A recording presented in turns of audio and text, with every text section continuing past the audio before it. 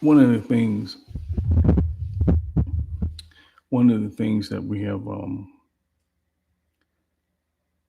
heard the term of, I guess it became one of the most popular songs, like us. And I wanted you to hear this. It's out of Isaiah 14:9, 14:9 and 21. And we're seeing so much that is happening in this world that it's like, where it's like, where do you begin and where do it end? I think everybody has witnessed this in their life, especially as being a child.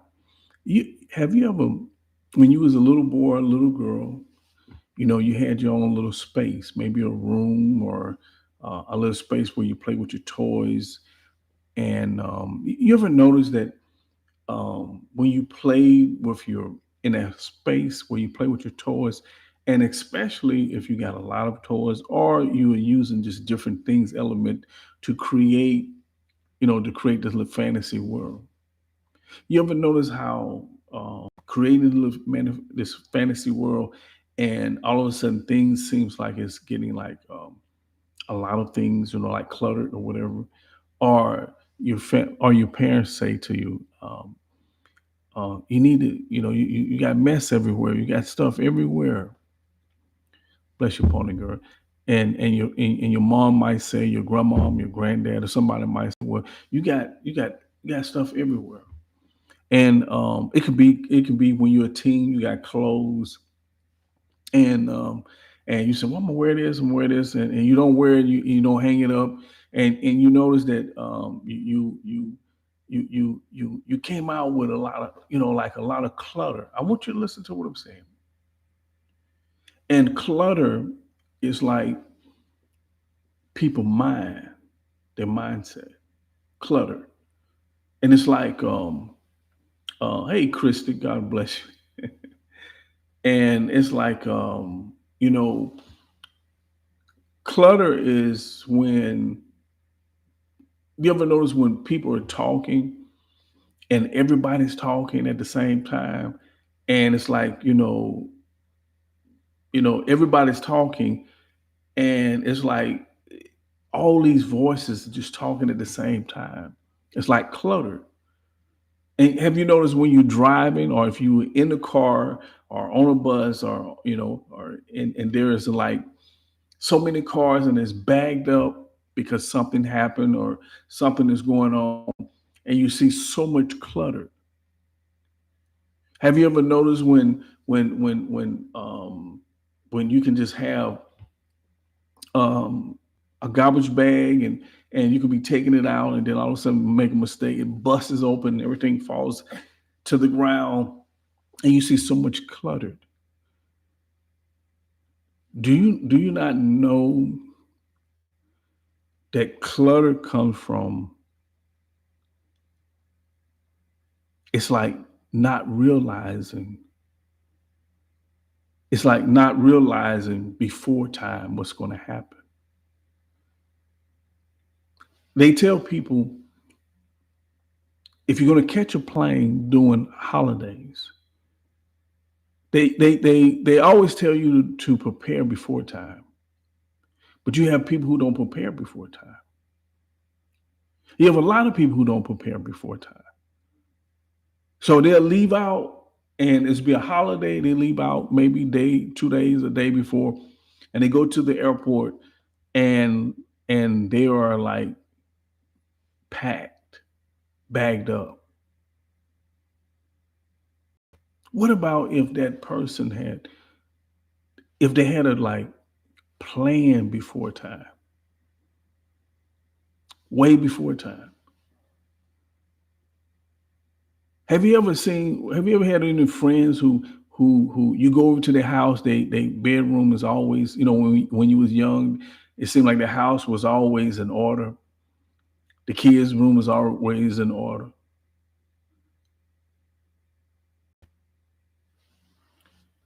Sometimes people prepare before time, before someone comes over. Before you take that plane trip, most time people plan, they say, well, you know what, we're gonna go 5 days early. We're gonna be and like Christmas and everything, holidays, people say, well, I'm gonna plan to go and get my Christmas shopping earlier. And some people they do it starting from September. Some people start in June and start just getting things, putting things up, getting things put up. And you might say, well, what do this has to do with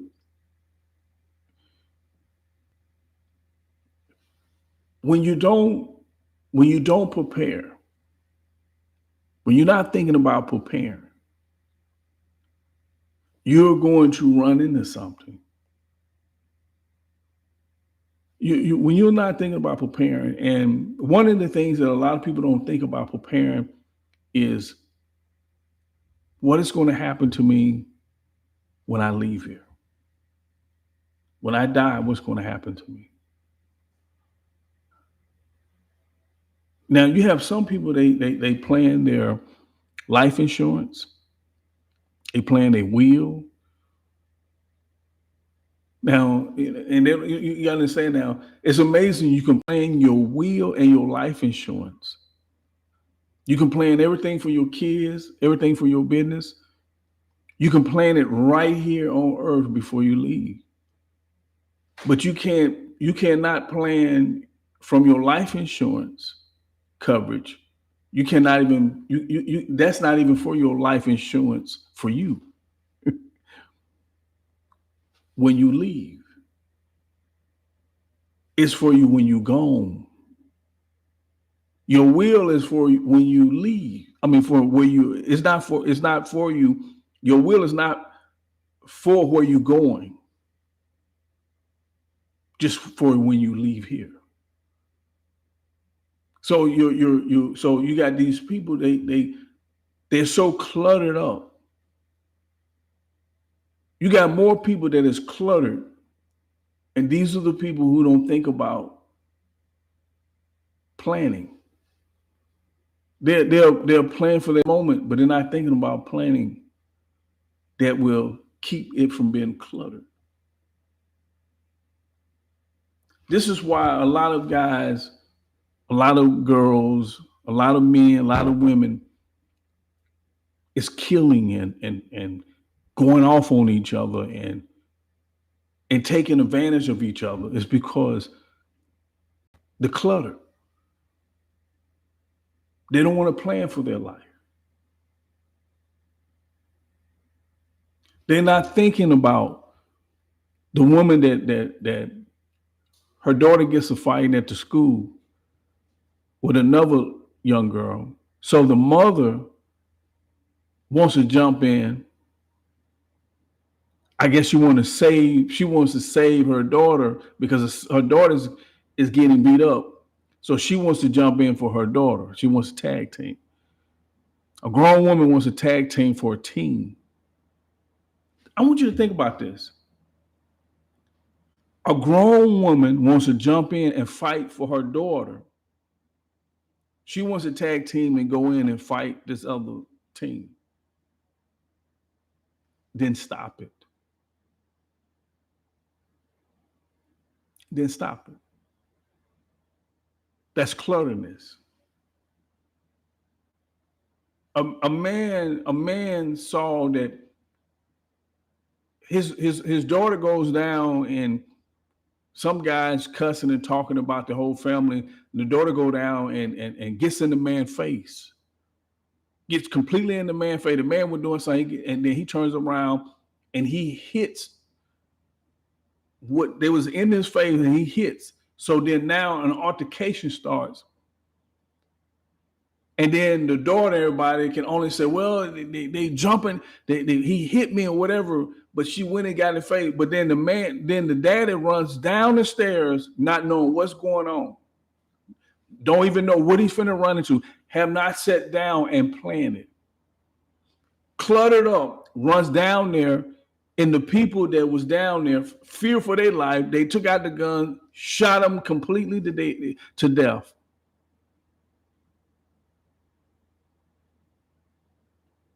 People are making decisions of clutterness in their life, clutterness in their mind. They're not thinking before. They're not thinking before before reacting. If even if listen to this, even if um these drive-bys, the drive-by shooting, if they was to take the clutter out, listen, wisdom is not going to make you be smart to kill somebody. Wisdom is not going to make you so smart that you're going to get your ops before they get you. Clutterness is going to do that. You cluttered. You can't think right. You can't even think right. You don't have in your mind, you're not even thinking about that bullet is going to kill somebody's child today. That bullet is going to kill somebody's child, somebody's daughter, somebody's son, somebody's mama, somebody's daddy. It's going to kill somebody that don't even have anything to do with you and that other person has going on. Now you throw your life away, and the person who was driving the car, and the person that was in the car with you, and the person that was on the other side of you. You throw your whole life away. And it's amazing because there's so much clutter in the church. There's so much witchcraft in the church. There's so much people talking about each other in the church. There's so much clutter. That's the reason why some of these influence that is talking about some of these preachers that have been out here for a long time, they going to court on them because they sitting at home in front of their computer and they saying something they don't like, so they're gonna post it, and these preachers and prophets, whatever, they getting upset and listen, they causing some, you know what I'm saying, they causing some things to come into play. You know why? People are getting to the place where they can't take it no more. They can't take living. This is the reason why drugs, this is the reason why drugs and alcohol, special pills, is so much rapid in there, is because people are looking for some type of peace because there's so much clutter. People want to party because there's so much clutter. People are trying to find some way out because there's so much cluttered in their life. They don't have time to plan. The only thing they can plan is somehow to get some type of peace because of the clutterness in their life. Clutter, and you know what's really crazy is when you look on TV and you see the White House and you see people and you see all of this clutterness that is going on. How can you actually take over the White House? I mean, how could you? If these guys who had family, they're in prison, got together, running behind this man who this is the thing, they got family, they're not rich. You talking about firemen, police officers, you talking about your everyday workers and everything. I'm not talking about the somatic of nationalism, whiteism, of prejudicism. I'm talking about you seeing your everyday John Doe they believe that they are doing something right by going to the White House. No one, everybody, I'm telling you, no one know. Listen, everybody knows they have the right to take you out if you go across when you go across a certain perimeter at the White House to cause a threat to the White House. Everybody knows that. What would come in your mind that you're finna go defend something? You're so cluttered because you got to understand, you got to be careful of people who got clutterness in their life and they speak clutterness in your life. You got to be careful of people speaking clutterness in your life.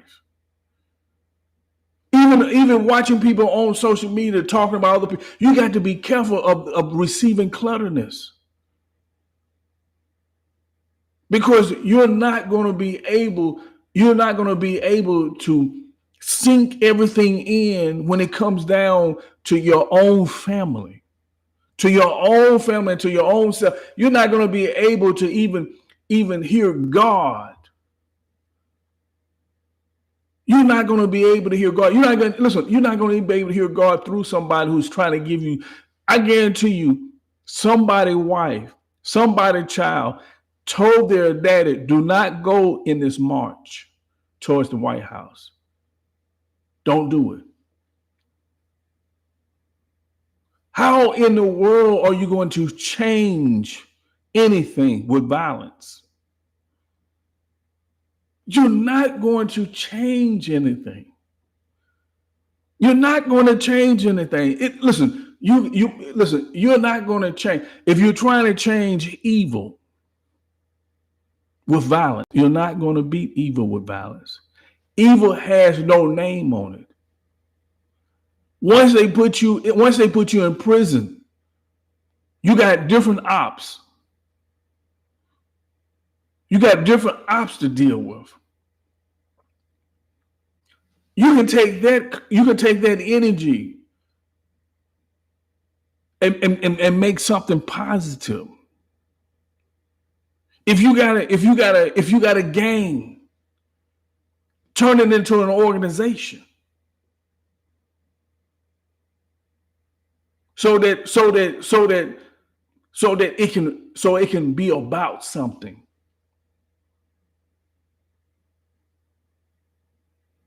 Now I understand. Looking at the White House, at what happened with the right wing and the left wing, I understand it resembles something to you. I understand the way they was acting, the way those beings that we supposed to honor, because you can only honor someone with more standards. But why are we trying to honor someone with gang standards? Why are we trying to still continue to honor things that give us more clutter in our life?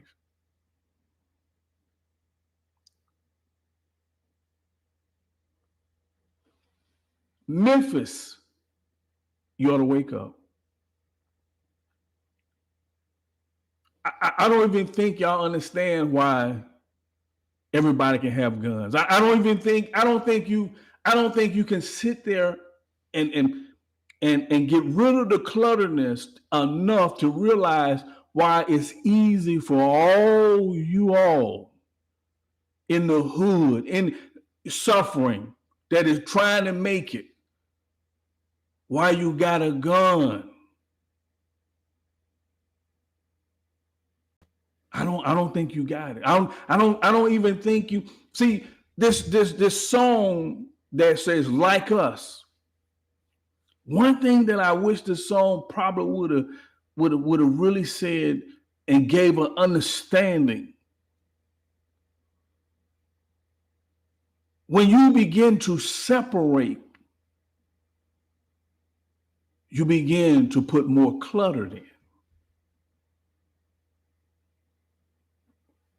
When you begin to separate, When you use something to separate,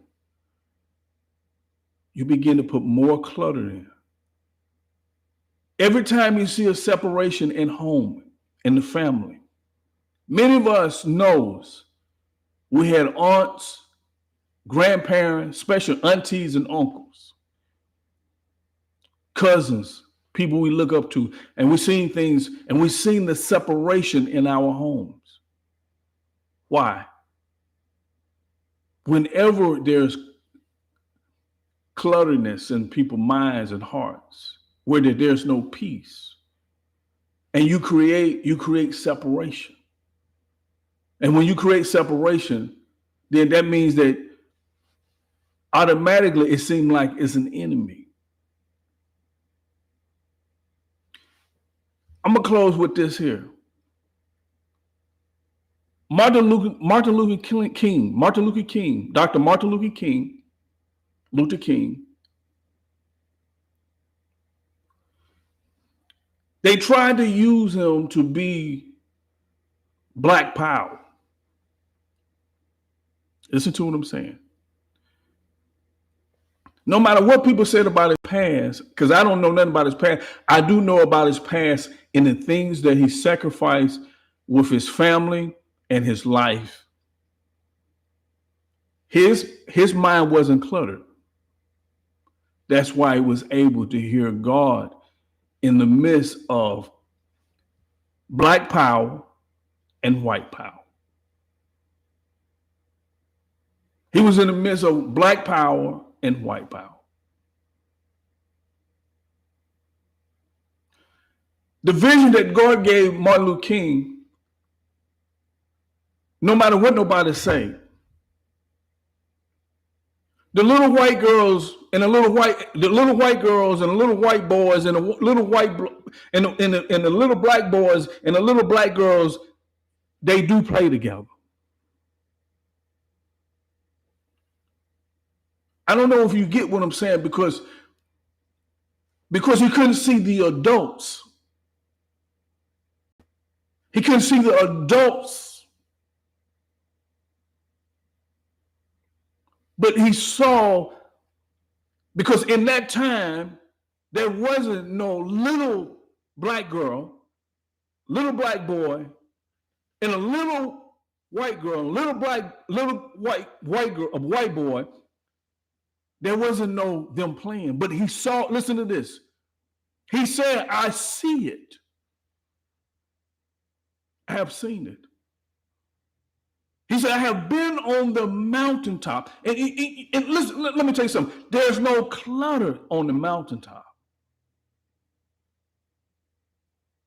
The mountaintop, it brings a solution for all people. Black power brings it for a particular people. White power brings it for a particular people. Spanish, if there's Spanish power or Mexican power, it brings it for a particular people. God says that he has no particular. God didn't make us particular. God is telling the answer to everything is not to become particular. This is what we want to do. We want to say, we want to keep our partipulation, so to speak, and say, I can be your friend. No. You can't. You got to heal if you got a problem. If you got a problem with a little black boy and a little white boy playing marbles together, you got a problem. You really got a problem. If you got a problem, if they can't play together, you got a real serious problem.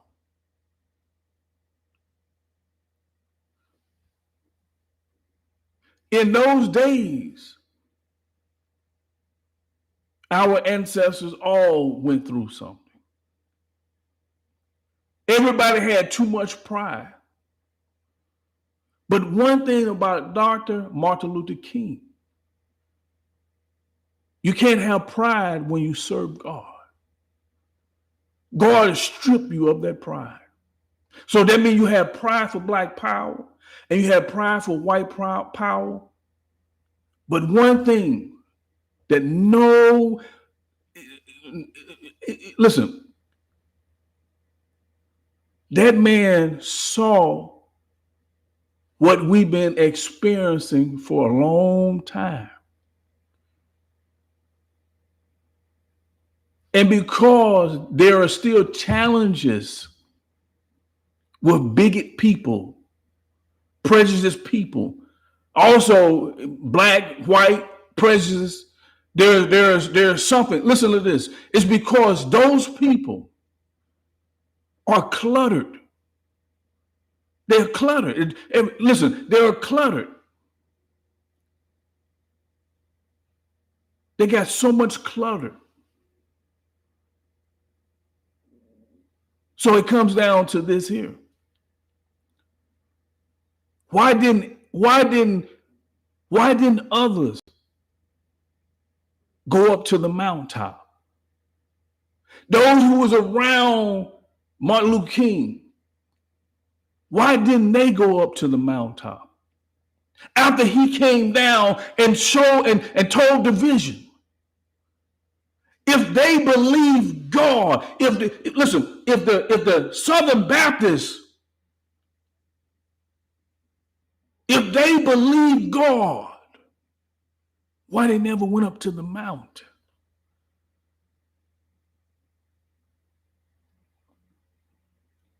If God is what, listen to this, it wasn't a fight. It wasn't an army. It wasn't no fight that made the change where the little black girl and the little white girl start going to school. Now you got them their best friends. Now they do hair together.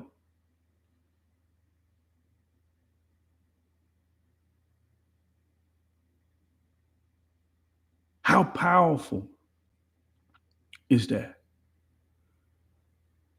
No war, no guns done it. No, listen, no black power, no NAACP. No one done this. No one done this.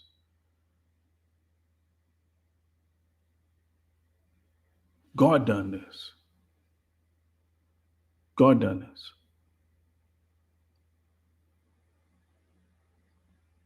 And the only thing that is happening now in the negativeness minds of people,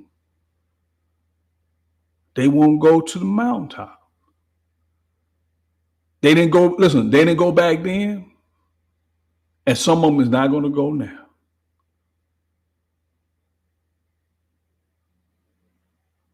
They just have to pay the consequences. Because back then they did. No matter how many people they enslaved and hung,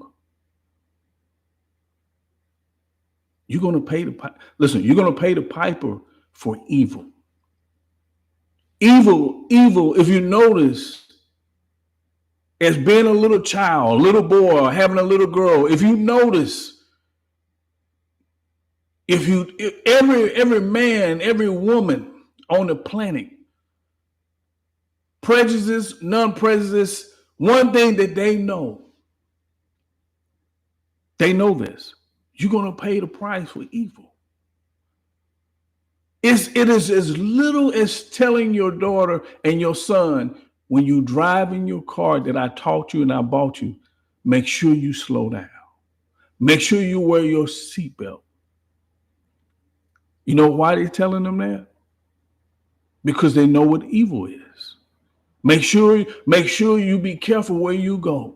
Make sure you look around.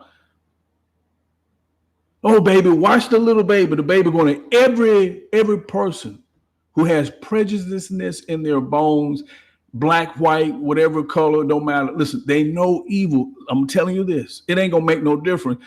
The White House, the things that happen to the White House and all the stuff that is going on, it shows you one thing. You're going to have to pay for evil. And you might say some people don't pay for it when they hear it. You just don't know if they don't pay for it. You don't know if they don't pay for it. They pay for it while they're here. The bad thing is you can be forgiven and you can have your life can change where you can have a clean slate with God and a clean slate with what you sow, you reap. And you can do something. You can do something great instead of something evil. Great is going to come back on you, no matter what people say. Listen, everybody knows this. You can be in the church, out of the church. If you do good, it's going to come back. Everybody knows this. So why are so many people choosing to do evil? Why? Why they get into the point? Why they get to the point where they're not conscious of consequences? And you see them on TV or on social media before the judge. And you know why some look like they're not.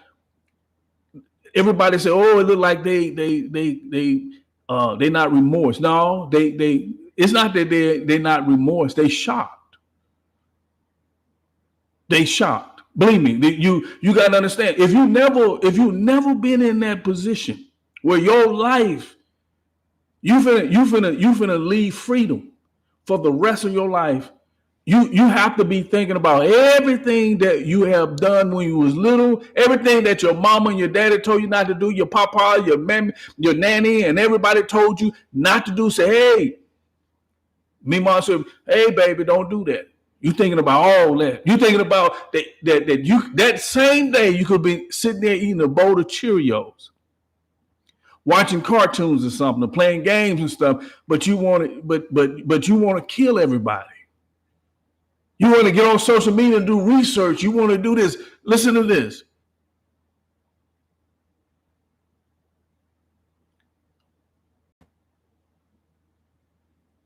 I'm going to close with this here.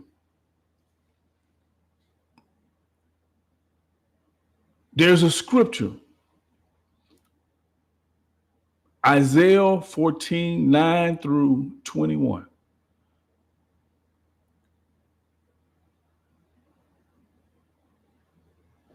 This scripture is a prophecy. I notice that the world that doesn't know God, they believe in prophecy.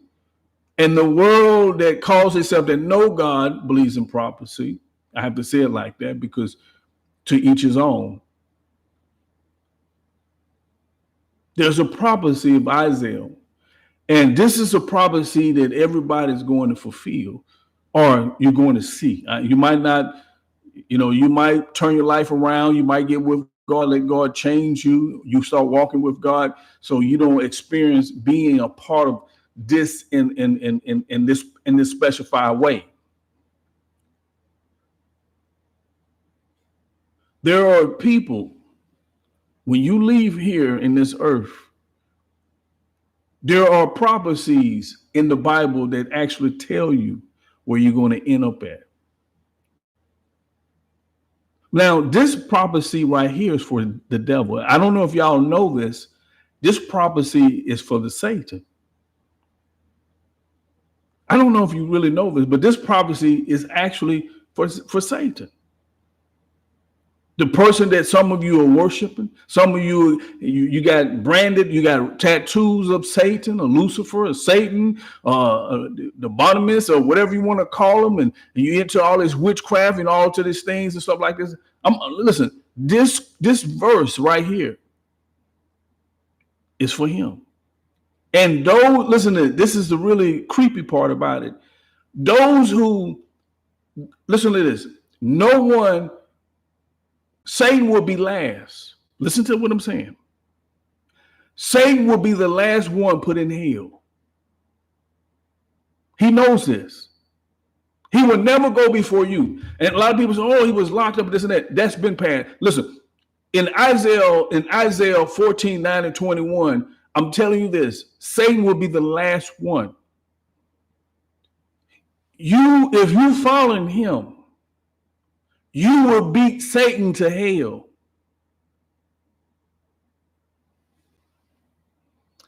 And I noticed something, and I noticed something of the people that was in hell that spoke. These people didn't believe. But in this prophecy, those who are in hell, when they see God put Satan in hell,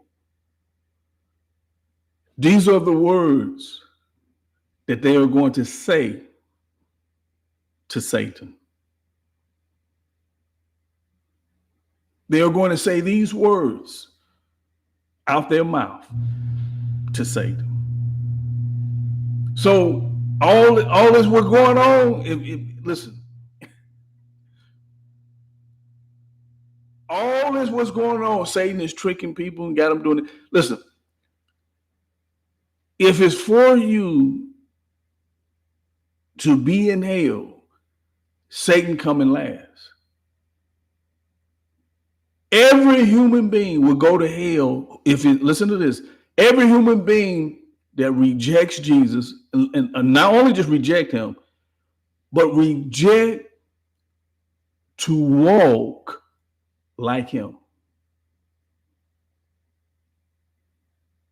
If you're not seeking God to teach you to walk right, you have no excuse. You have no excuses. You're going to say to God that I couldn't walk like Christ. No, you're supposed to seek God. You're supposed to depend on God. If you can depend on God for a church, if you can depend on God for a wife, a first lady, a first man in church, if you can depend on him to put money in the church and get people in the church, you can depend on him. Listen to this. The most interesting thing for God is that you walk like Christ. Listen, he really cares less about you building a church and you building a foundation and you trying to win 1,000 souls, 1,000,000 souls, 1,000,000,000 souls, and your soul is messed up. I'm telling you this. If you're not seeking God as an individual, that he may teach you by his power to walk upright, your excuses is blank. And it's amazing because, like I say, this scripture here reveals that those who are not following Christ will be in this place before Satan gets there. And they will say something to Satan. Well, they said the leaders was. They said the powerful leaders. The ones that gravitate from Satan or vibe with him, to do rituals, in darkness and stuff like that to get power and stuff like this.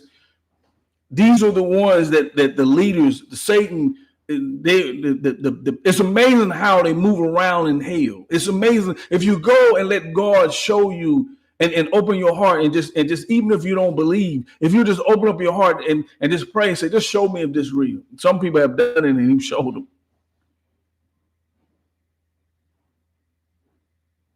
There is one thing I want to say that it says, listen to this. Hell can speak. I don't know if you know this or not. Y'all think it's like the ocean. It's not like the ocean. Hell can speak. And in this verse, in this chapter, you will hear hell speak to Satan. If you don't believe me, you read it. I'm not going to even tell you what it says. In Isaiah 14, chapter 14, 9 through 21, God created hell. But hell ain't like you think, like a pit. People always talk about a pit, big old circle. People just throw off in there and all that stuff. Listen, hell is alive. And and listen to this. It has a word that is prophecy word that is going to speak to Satan. It's a word from hell. Now, I'm going to be talking more about this maybe later today or tomorrow, Lord will. I'm going to talk about now. I bring up the scriptures and I talk about even this and go in depth with it. But what I got to say is this here. Everybody know game, like, when you play games on people and game for game, everybody know game, everybody knows game. And I say this, and the reason why I say this here, if we don't wake up, you killing yourself. Even if whatever you do to somebody else, you're doing it to yourself. Satan wants you to do it to yourself. You're doing it to yourself. Whatever's going on in this world, whatever's bothering you, you need to seek God that he may give you peace. He may change your life and give you peace. Amen. Amen. Listen, I'm going to stop there. I wanted to be off a little bit early, but I still did good. But I still wanted to be off just a little bit early. I want to do half of that. And I'm going to, by the grace of God. Bless you.